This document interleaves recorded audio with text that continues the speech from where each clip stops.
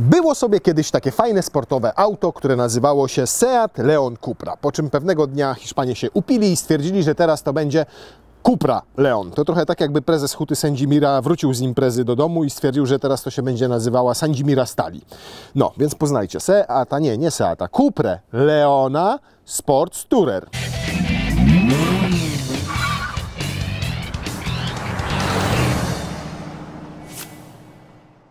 I jak dobrze wiemy, wiele lat temu Volkswagen postanowił kupić sobie Seata i zrobić z niego dochodowy biznes. Problem polegał na tym, że tanią Skodę już miał, średniego Volkswagena już miał oraz miał już też dla zamożniejszych Audi. Więc co zrobić z Seatem? No trochę się pokłócili i stwierdzili, że to będzie w takim razie marka sportowa. To będzie dla tych, co chodzą w tenisówkach i to będzie takie auto emotion, a potem zrobili Cuprę i to jest jeszcze więcej auto emotion. I dziś tego auto emotion jest w Cuprze tak dużo, że słuchajcie, ten samochód jest pozycjonowany jako konkurent, uwaga, do Audi S3, ponieważ tak, mamy Audi S3 w hatchbacku i ono ma napęd na 4 koła, ale z Cupra Leon, nie Sports Tourer, tylko zwykła, ma napęd tylko na przód, żeby się nie kanibalizowały. Z kolei Audi S3 w kombi nie ma, jest tylko w sedanie, Leona w sedanie nie ma, jest tylko w kombi. Czy jakoś tak, poplątanie z pomieszaniem. A oprócz tego mamy jeszcze przecież także Golfa R, który ma dokładnie ten sam silnik, który my mamy tutaj i od razu sobie do niego zajrzyjmy. Wybitna i wspaniała jednostka o pojemności 2 litrów TSI, która ma w tym wydaniu 310 koni mechanicznych oraz 400 Nm, a wygląda tak, oczywiście umieszczona poprzecznie, rzędowa, czwóreczka, nie ma tu nic do oglądania, poza tym, że jest po prostu brudno. Oj. A skoro już jesteśmy przy tej konkurencji w postaci Audi, no to wyobraźcie sobie, że S3 na przykład w sedanie będzie od tego egzemplarza w kombi droższa tylko o jakieś 20 000 złotych, więc to już nie jest taka duża różnica. A żeby było jeszcze ciekawiej, to wyobraźcie sobie, że Cupra Leon w wersji kombi jest tańsza od Golfa R w wersji kombi o dokładnie, uwaga, 35 000 złotych. I pytanie, czy za te 35 000 złotych dostajecie mniej samochodu? Otóż wcale nie, bo Golf jest dłuższy tylko o 1 cm w kombiaku od niego, ale już na przykład jest węższy, ona jest szersza. Golf jest wyższy o 3 cm, tutaj mamy trochę niższe auto, czyli jakby bardziej sportowe kształty, a rozstaw osi jest większy akurat w Leonie, o całe 5 mm. Jak to przekłada się na bagażniki? W Golfie tych litrów jest 611. Gdzie to się otwiera? A, tutaj, o! Jest tak jak w Volkswagenach, patrz ta, czyli się to logo tutaj uchyla. I powiem wam, że to logo takie ala karbonowe. Kurna, i tutaj jest ta, zobaczcie, tu są kobiece nogi, a tu są kobiece ręce, a głowa jest tam. Uwaga! Proszę bardzo, 620 litrów, 620 litrów, zobaczcie, jest nawet gniazdo, takie 230 V, można podłączyć urządzenie o mocy 150 W maksymalnie. No, więc 620 litrów tu mamy, czyli tylko 9 litrów, ale więcej niż w Golfie, jednocześnie trochę mniej niż w Skodzie. Tej, jaką testowaliśmy, czyli w Octavii. O, tu możecie sobie kliknąć, ale ona nie miała napędu na 4 koła. Tam było zwykłe 1.5 TSI, a tutaj mamy 2.0 TFSI z napędem na 4 koła. A pod spodem, zobaczcie, jest wnęka na koło zapasowe, taka standardowa i to byłoby super, jakbyśmy tu mieli zapas, nie? No i można ten zapas mieć, ale w takiej normalnej wersji, bo ta wersja jest nienormalna z jednego względu. Ma dodatkowo za 10 000 złotych hamulce Brembo. Chodzi o to, że po pierwsze mamy tutaj 37 zamiast 34 cm średnicy tej tarczy, ale istotniejszy jest ten zacisk. Na niego to koło zapasowe by nie weszło, dlatego tu jest w tej wersji akurat zestaw naprawczy. Zobaczcie zresztą, jak ten zacisk jest tutaj bliziutko felgi. Wracam do bagażnika, żeby wam jeszcze pokazać, że można sobie na przykład podłogę tutaj umieścić w ten sposób. Ten plastik tu na bokach jest taki dosyć tandetny, można go na szczęście wyjąć, ale sam bagażnik wygląda na dosyć ustawny. Jest podświetlenie, jest roleta. Ciekawe, czy to jest ta roleta? Nie, to nie jest ta roleta, która jedzie do góry, ale na przykład jak się ją tak zasunie, no powiem wam, że nie pracuje zbyt subtelnie i elegancko, no ale może taka jej uroda. Można to oczywiście wyjąć. Ciekawe, czy nam się zmieści wtedy pod podłogię, wejdzie. Proszę, wejdzie pod podłogię, jest tu miejsce. Nawet. O, tak. No i fajne jest to, że można sobie ciach złożyć jednym ruchem z bagażnika fotele, natomiast one są dzielone w proporcjach 40-60, a rękaw na narty jest taki jedynie... O, taki. Ale też można z tej strony go złożyć I to fajne akurat. I klapa bagażnika, przez to, że samochód ma naprawdę ładną sylwetkę, bo zobaczcie, to wszystko jest takie opadające jak bardziej w tych shooting brake. I fajne jest to, że wtedy klapa, jak się otworzy, jest w zasadzie zlicowana w jednej linii z tym, z zderzakiem i o. Stoję sobie tu i nie walę głową. Ile tu wejdzie walizek? Mam jedną i nie chce mi się iść po resztę, ale taką bardzo dużą, więc na jej podstawie będziemy wiedzieli, czy jest wystarczająco duży, żeby takich walizek umieścić tu 4 i dupa, bo zobaczcie, jak tutaj nam to wystaje, więc nie zamkniemy. Trzeba będzie szybę wymienić. Uj! Może wtedy 2 tak, jedną tu, drugą tu. No trzeba będzie trochę się nagimnastykować. Pytanie mam od Was, czy matowy lakier się brudzi bardziej niż standardowy? To jest lakier, który kosztuje dodatkowo 9000 zł i szczerze wygląda naprawdę fenomenalnie i nie, wcale gorzej się nie brudzi, znaczy bardziej się nie brudzi niż takie metaliczne na przykład. Natomiast niestety znacznie gorzej się go myje, co o, wszędzie widać, zobaczcie. Ten fotel ustawiony jest tak, jakby tam miał siedzieć ktoś w okolicach 180 cm wzrostu. Proszę bardzo. Można zrobić przestronne auto kompaktowe? Można. Udało się? No pewnie, że się udało. Naprawdę mam sporo miejsca na kolana. Pięknie mi tam wchodzą nóżki pod spód. Nawet nad głową, mimo szklanego dachu, mam tego miejsca sporo, chociaż tutaj ta podsufitka się obniża nieco i faktycznie, oj, o jakie to nieprzyjemne. O matuluś! No to widzicie, jakie to jest złudne wrażenie. Niby wsiadam i czuję się komfortowo, ale po prostu wystarczy lekko uderzyć tutaj i to nie jest twarde w środku, to jest twarde w środku. Można sobie rozwalić łeb jak naprawdę o kant stołu upadając. Więc lepiej, żeby takie wysokie osoby jak ja siedziały tutaj na środku. O! Wtedy mam miejsce nad głową. Proszę bardzo. O! Gitarka. No. Mam pas bezpieczeństwa? Mam. No trochę gorzej z nogami, zdecydowanie. Ale na upartego powiem Wam, że 3 osoby tutaj by wsiadły. No i pytanie, za jakie zadaliście, jedno to brzmiało, uwaga silny, to było pytanie, ale do mnie, do Ciebie prośba. Ty siadasz w środku, a czy foteliki się zmieszczą wtedy po bokach? Słuchajcie, ja udaję jedno dziecko, tam jest drugie dziecko, a tu jest silny. Mieści się? Mieści się. Jest nam naprawdę ultra wygodnie, prawda silny? Potwierdź to. Siedzimy wypoczęci, komfortowi, wcale nie jest ciasno, to jest świetne auto na bardzo długie podróże, to mówiłem ja, Łukasz Bąk, potwierdzał to silny, Seatowi fakturę wystawimy potem. Mówiąc krótko, nie jest to auto dla mnie i dla silnego jeszcze naszego dziecka, żeby jeździć we troje z tyłu, natomiast zobaczcie, dla dzieci będzie im tu naprawdę bardzo wygodnie, dużo miejsca na nogi, fotelik ładnie leży, ISOFIXy widoczne, nienawidzę tego mocowania, tej gąbki w środku, szukania tamtego tego wpięcia po prostu, jakie to jest bezsensowne. Jakby nie można tego zrobić na klipsach, tak jak to robi Audi albo inni producenci, tylko bardzo szeroki otwór drzwiowy, który naprawdę nie sprawia żadnych trudności. Włożyć tu dzieciątko, nie trzeba mieć suwa, żeby to było proste i wygodne. Ciach, ciach, proszę bardzo, ciach, ciach, ciach, ciach. Bachora po prostu tu wrzucacie, a nie wsadzacie. I zobaczcie nawet jak ładnie ta tapicereczka nawiązująca do koloru nadwozia, z ładnymi przeszyciami. No tu te drzwi tylne, owszem, już tak jak w Golfie, albo tak jak w Skodzie Octavii, czyli plasticzek. Tu jest dużo plastiku, tu. Oj, i ten plastik, powiem Wam, no nie jest najlepszej jakości. Nie jest, zdecydowanie. Jest gorszej jakości niż ten w Skodzie czy w Golfie. I to naprawdę słychać. Tu jaki głośnik. To jest miękkie tylko, ale tu już zaczyna się plastik i to już jest miękkie. Nie rozumiem dlaczego.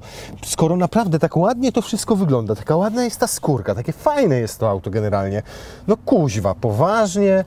No nie można było, tu niech on kosztuje nawet 1000 zł więcej, bo tyle będzie ten gorszy plastik. Tutaj lepszy plastik na każdych drzwiach. No to jest miękkie akurat, no takie półmiękkie. Z przodu jest lepiej, bo to jest już miększe.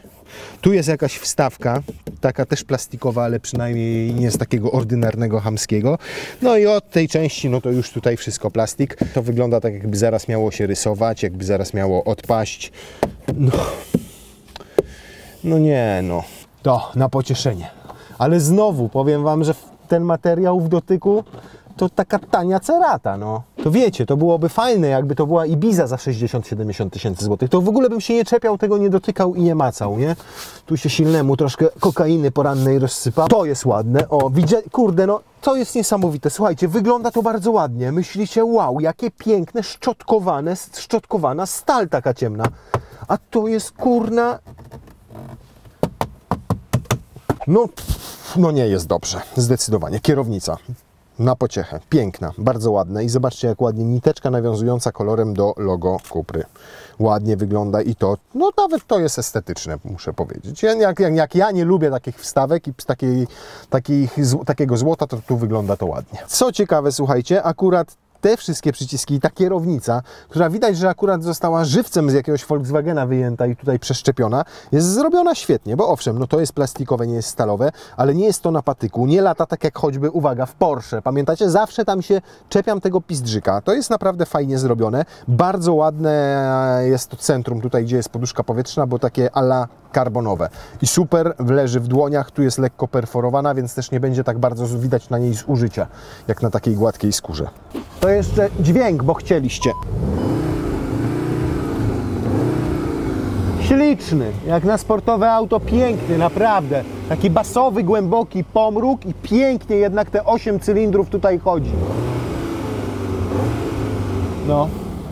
A tak naprawdę po prostu Skoda Octavia 1.5. Stryczek elektryczek, tryb sportowy. Ref limiter ciągle na 3800. O, teraz Cupra Style. No są dwa tłumiki i to są prawdziwe. Po prawej i po lewej.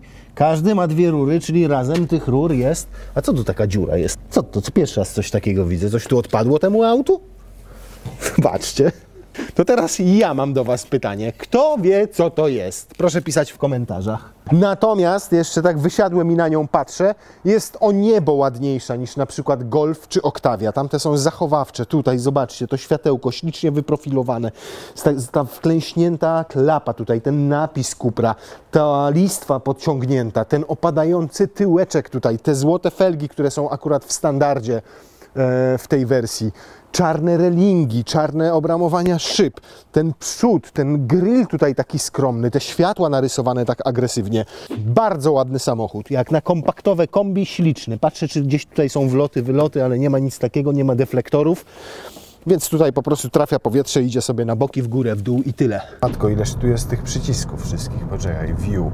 A, i tu sobie mogę, o, to jest fajne. I to jest akurat bardzo czytelne. Tu sobie najpierw tak ustawiam, a potem sobie zobaczcie, jak to ładnie wygląda. Co? 7,8 litra od uruchomienia? Silny, to Ty jeździłeś tym autem?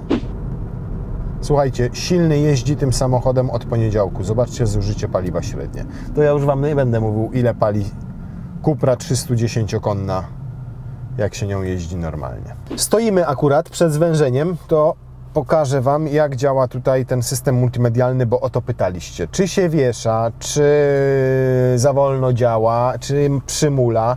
No więc tak, po pierwsze to powiem Wam, że grafikę ma po prostu brzydką. Tutaj kolorowe, tutaj szare, nie wiadomo co to za kolorystyka. Tu czekaj, no to czekaj. Jest bardzo nieintuicyjny i to widać już na pierwszy rzut oka. Gdzie tutaj są te ikony takie główne, jakieś główne menu? O, jest główne menu. Nawigacja, zobaczcie ile tego jest. Nawigacja, radio, media, telefon, no i powiedzmy chcę włączyć radio. No włączam radio i co? Moje media, bluetooth, multimedia, tutaj radio muszę pstryknąć. Boże kochany, kiedyś to było takie proste, nie? To był przycisk radio i już było po zawodach, a teraz nie ma tego przycisku. Gdzie to się ścisza? Tu się ścisza? Też dotykowo? O Jezus, tu się zmienia temperaturę. Tak, dobra, ale jeszcze wróćmy do tego. Tu znowu coś wyskoczyło. Pojazd, parkowanie, Smart Assistant, rozpoznawanie zmęczenia. Drive Profile, czyli tu mogę sobie zmieniać profile, jakiś zaprojektować własny, indywidualny, ale lepiej już przynajmniej do tego jest przycisk. O, tutaj na kierownicy ze znaczkiem Cupra. Tu mam Cupra i tu mam Cupra i tym przyciskiem jak się wciska, o, to zobaczcie. To sobie od razu też zmieniam. Powiem Wam szczerze i bez ogródek. No mnie strzela, jak mam to wszystko obsługiwać z tego dotykowego ekranu. Co szkodziło zrobić tutaj fizyczne przyciski, albo przynajmniej panel, tak jak jest w Kii, że owszem, multimedia mam tutaj czytelne, ale oprócz tego mam piękny panel klimatyzacji tutaj na dole, na którym mogę sobie ustawić temperaturę, gdzie mogę sobie kliknąć i sobie zmniejszyć i zwiększyć nawiew powietrza, gdzie mogę sobie włączyć ogrzewanie foteli, a nie muszę. Jest ładowarka indukcyjna, są dwa porty USB-C. Joystick do zmiany biegów. Tutaj jakaś półeczka na byle co. Tutaj też półeczka na byle co. Nie ma tutaj piano. Jest dużo też takiego taniego bardzo plastiku. Jest podłokietnik, jest. On akurat jest fajny, bo i do przodu, i do tyłu, i w górę, i w dół, w związku z czym i to uwielbiam. Trudno jest, jeżeli lubicie tak jeździć. Ja czasami tak lubię jeździć, jak się wolno toczę na przykład przez wiochy podgrodziskie, to tutaj nie da się tak jeździć, bo to jest tak wyprofilowane, że łokcia nie położycie. Co ciekawe, słuchajcie, jest tutaj tak jak w te tryby. Gdzie są te tryby? Tu są chyba tryby, strzelam. Gdzie są te cholerne tryby? Ja się zastrzelę. Jedziemy sobie teraz w takim razie w indywidualu. Nie, słuchajcie, przejechałem fakt, że siedzę w nim pierwszy raz. No jeszcze nie doszedłem z nim do ładu. Nie wiem, to zawsze w każdy samochód wsiadam, pstrykam i po prostu jadę. A tu nie wiem, co jest. Gubię się w meandrach tego systemu multimedialnego. Teraz dopiero wszedłem w tryb Eco, żeby zobaczyć, czy lekko będzie jechał. Teraz coś w ogóle wcisnąłem. Okej, dobra, czyli tu się zmienia ogrzewanie kierownicy ma. No w tym trybie Eco, zanim on się zbierze, zanim zredukuje sobie ten bieg, zanim on przede wszystkim wyjdzie z tego biegu żeglowania, czyli z neutralu do biegu, raz, dwa, trzy, jeszcze gorzej niż w Audi i w Volkswagenach. Ale kurna, przede wszystkim to ten samochód trzeszczy w środku. Ile on ma przebiegu? Gdzie to się sprawdza? No powiem Wam, na 15 000, podsumowując ten kawałek, który był bardzo chaotyczny i musicie mi to wybaczyć, ale ja nie bardzo wiem, co tutaj się dzieje w ogóle, to ciekawostka numer 1. Jeżeli chcecie jechać w trybie Eco z trybem żeglowania, to musicie sami go zaprogramować w indywidualu, bo tutaj generalnie nie ma trybu Eco, a przynajmniej go nie widzę. Możliwe, że został gdzieś ukryty w tym sprytnym, bardzo intuicyjnym i praktycznym menu. Drugie spostrzeżenie, to samochód trzeszczy nam bardzo ładnie. Tu trzeszczy, tu trzeszczy, tu trzeszczy. Ma 15 000 kilometrów, a wydaje z siebie różne niepokojące dźwięki. Prawdopodobnie jest to kwestia szklanego dachu, który nie daje temu nadwoziu wystarczającej sztywności. Trzecie spostrzeżenie, no jak jedziecie, zobaczcie, tak jedziemy, zdejmuję nogę z gazu, wchodzi sobie w tryb żeglowania, kładę nogę na pedale gazu i raz, dwa, trzy, o Boże! Dlatego wyjdziemy w tryb komfort i zobaczymy, jak teraz będzie. Zdejmuję nogę z gazu i już nie zrzuca mi biegu i bardzo dobrze, bo ja tego nie potrzebuję. Chcę położyć tę nogę na gazie i od razu zaczyna w tym komforcie inaczej jechać, inaczej się ten silnik zachowywać. Nareszcie ma prawie 2000 obrotów, kładę lekko nogę na pedale gazu i czuję, jak od razu ten moment obrotowy, który zaczyna się bardzo nisko, bo maksymalny już od 2000 obrotów, pięknie go zaczyna ciągnąć. Już rozumiem, czemu nie ma tutaj trybu Eco. Teraz to zrozumiałem. Zawieszenie sztywnawe. I to naprawdę tak solidnie sztywnawe. Mimo że jest to DCC, czyli adaptacyjne, DCC, CDT, możliwe jego utwardzenie, to nawet w komfortowym ustawieniu jest sztywne. Układ kierowniczy działa jak w każdej Skodzie, jak w każdym tym. No działa, po prostu. Skręcacie w lewo, samochód skręca w lewo. Skręcacie w prawo, skręca w prawo. Zawsze tu przyjeżdża na karuzelę.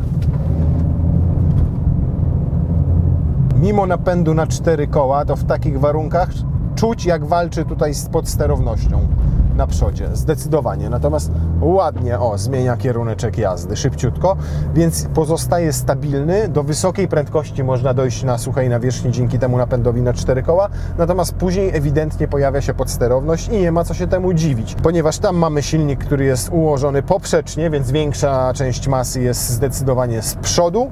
Co więcej, ten napęd na 4 koła tutaj, to jest ta właśnie haldexowe rozwiązanie, czyli głównie jak sobie teraz spokojnie jadę, to tam jest 100% tej mocy i momentu, dopiero jak dodaję gazu, to ona przenoszona jest na tył. I pytaliście w komentarzach, jaki to jest ten napęd na 4 koła względem tego, co jest na przykład w Golfie R. I tutaj okazuje się, tkwi ta różnica 35 000 złotych, bo ile mamy tutaj ten wspomniany haldex i maksymalnie do 50 koni, do 50% mocy i momentu może być na tyle, to w Golfie rozwiązano już to inaczej, tak jak w Audi RS3, czyli mamy tą najnowszą generację, która potrafi doprowadzić do tego, że tam będzie więcej mocy i więcej momentu, a przez to samochód będzie bardziej nadsterowny, a nawet będzie nadawał się do driftu. Ale zaraz zobaczymy, czy ten pojedzie bokiem. W końcu jak tutaj sprawdziliśmy w indywidualu, to ma też ten napęd na 4 koła sport. Czas pierwszy raz mocniej przyspieszyć, ale w komforcie. To bardzo ładne było, a w Cuprze? Nawet zaczyna być słychać ten wydeszek trochę. Są tutaj te głośniczki, które wzmacniają dźwięk silnika, ale najlepiej będzie to po prostu wyłączyć, wiecie? O ile ten w sporcie jeszcze jak cię mogę, to ten w Cuprze jest po prostu dudniący. Plus, duży plus, za to, czego trzeba szukać w Skodzie i trzeba szukać w Volkswagenie, czyli pstryczek, elektryczek, który przytrzymujecie i macie stabilizację toru jazdy całkowicie wyłączoną.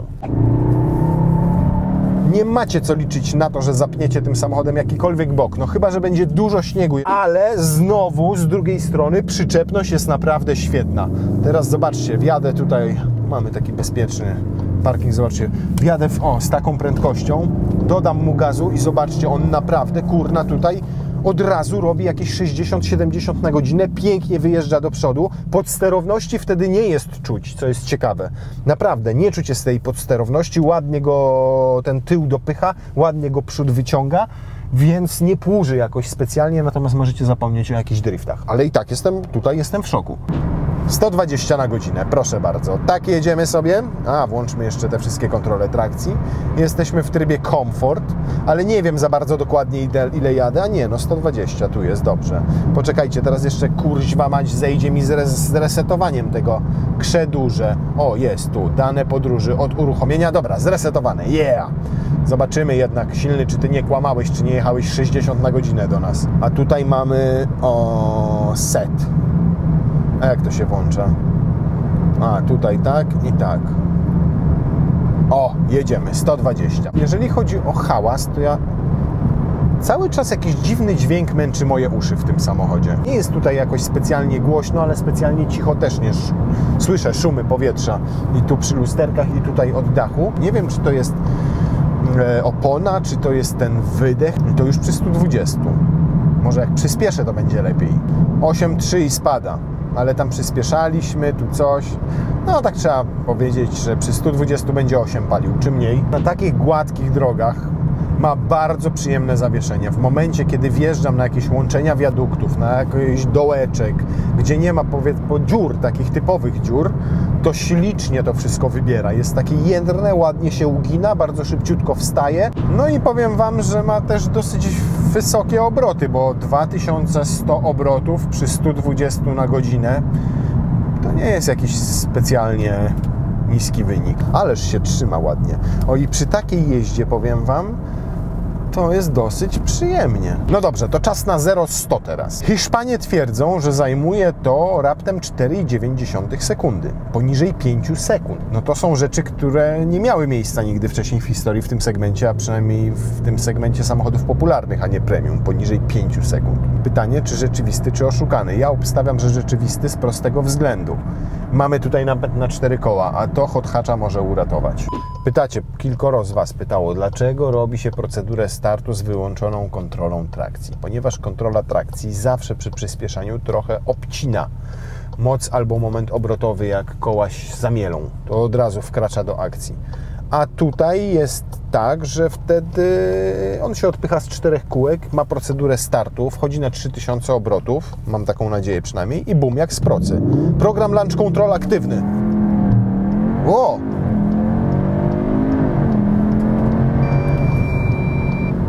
No powiem Wam, że jak na takiego hot hatcha w kombiaku to bardzo przyjemne, fajne pierdzielnięcie. I efekt to 5,1 sekundy. Na kiepskich zimówkach. Ciekawe, czy drugą kontrolę, czy zrobi drugą procedurę startu z rzędu. Patrzcie, 4000 obrotów. Pach! 5,3. Słychać, że sobie ogranicza troszkę ten moment obrotowy, tam do tych pierwszych 3-4 tysięcy obrotów, a potem już idzie pełną, znowu launch control aktywny. Teraz sobie ograniczył ten moment przy 5000, trzymał dopiero za drugim razem. 5,2, czyli nie męczy się i to też jest dobra oznaka. Silnikowo spoko. I co więcej, powiem Wam teraz, jak go się kręciło na tych wysokich obrotach, w tym trybie Cupra, to ten dźwięk już nie był taki wkurzający i irytujący. Mam bardzo, bardzo mieszane uczucia co do tego samochodu.